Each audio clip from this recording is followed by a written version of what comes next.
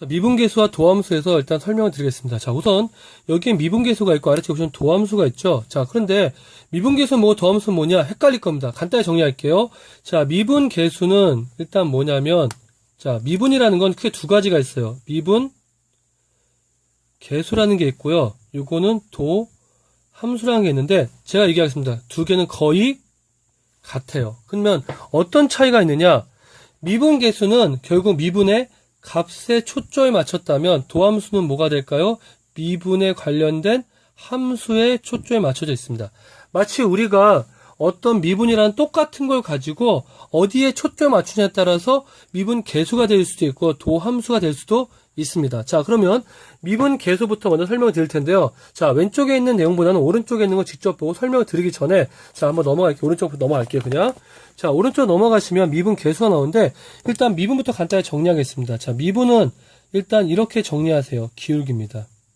기울기인데 어디서의 기울기냐? 이따 정리하겠지만 한 점에서의 기울기라고 정도만 정리해 주시면 미분의 정의의 한 80%는 아마 여러분이 알고 계시는 겁니다. 자, 그러면 미분을 설명할 수 있는 가장 기본이 되면서 중요한 그래프를 볼게요. 자, 지금 보시면 P라는 점과 Q라는 점이 있는데 X좌표가 A와 B가 돼요.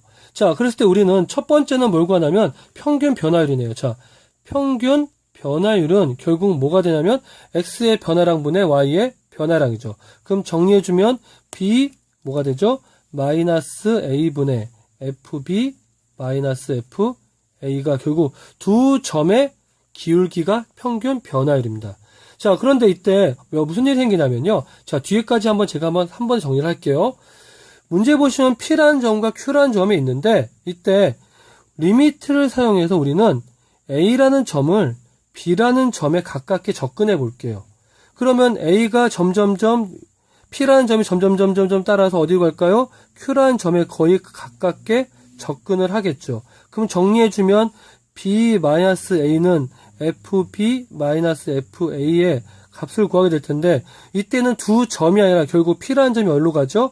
Q라는 점으로 가게 되죠. 그럼 우리는 결국 X가 어느 점에서 B라는 점에서의 뭐가 될까요? 두 점의 기울기가 되니까 이때는 우리가 뭐라 약속한다? F'B라고 약속을 합니다.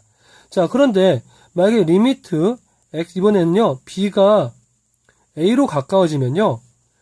B-A의 FB-FA는 뭐가 되느냐? 자, 그림에서 보시면 B가 A에 가까워진다는 얘기는 Q라는 점이 점점 따라서 결국 어디에 가까워지는 거예요? 결국은 Q가 P에 가까워지는 거죠. 그럼 결국은 원래는 두 점 간의 기울기였는데 결국 가까워지니까 어느 점? P라는 점, X가 얼마일 때? X가 A일 때 그 점에서 결국 두 점의 기울기가 나오니까 우리는 뭐라고 한다? 이거를 F'A라고 합니다. 자, 그래서 제가 얘기한 것처럼 미분은 뭐라고요? 아까 두 점의 기울기가 아니라 지금처럼 한 점의 기울기라고 설명할 수가 있는 겁니다. 됐습니까? 자, 그러면 한번 넘어가 볼게요. 자, 넘어가 보시면 노란색 글씨에서 보시면은 델타 X가 0으로 간다는 얘기는 앞에 그림에서 뭐가 되나 했더니 A가 B로 가는 건지 B가 A로 가든 어쨌든 두 개의 델타 X는 0에 가까워지고 다음같이 우리는 이렇게 나오는데 이건 별로 어렵지 않아요. 자, 한번 정리해 볼게요. B-A가 FB-FA라면 리미트 B가 만약에 A로 간다고 칠게요. 그럼 우리는 이때 이렇게 한번 정리할까요? B-A를 델타 X라고 정의해보죠. 그러면 B는 뭐가 됩니까? A 플러스 델타 X가 되겠죠.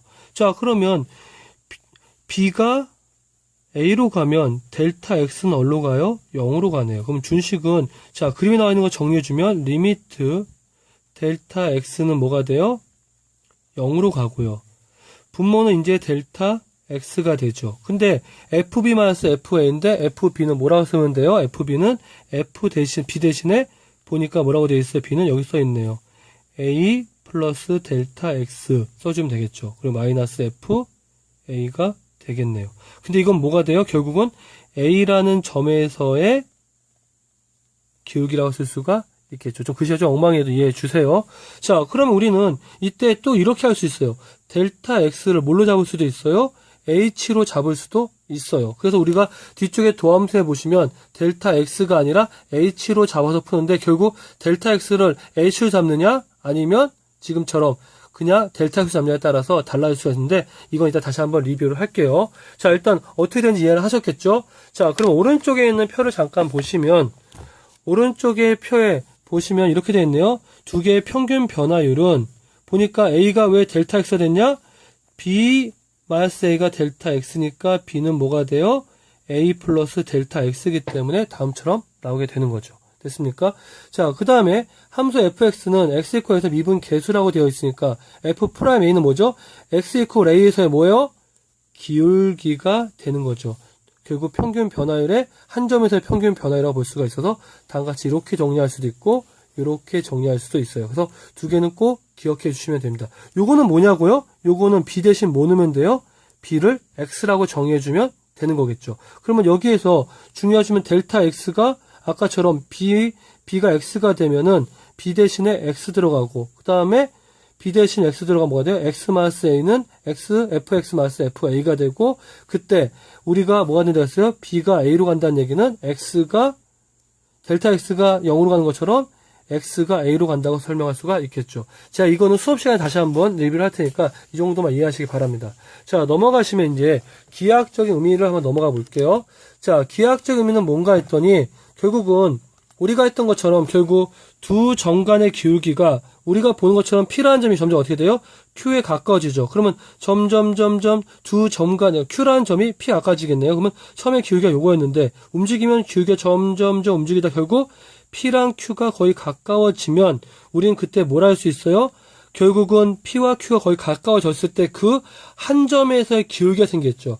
결국 한 점에서의 기울기가 생기는데 그게 뭐라고요? 우리가 구하려고 하는 미분이라는 개념입니다. 그래서 우리는 지금 보시면 식에서 델타 x가 0에 가까워진다. 결국 두 점이 한 점이 됐다. 그때 우리는 뭐한다? x 이퀄 x 프라임 a라는 건 한 점에서의 기울기다. 이렇게 설명할 수가 있는 겁니다. 자, 그러면 미분 가능성에 대한 얘기는 다음 시간에 얘기해 드릴게요.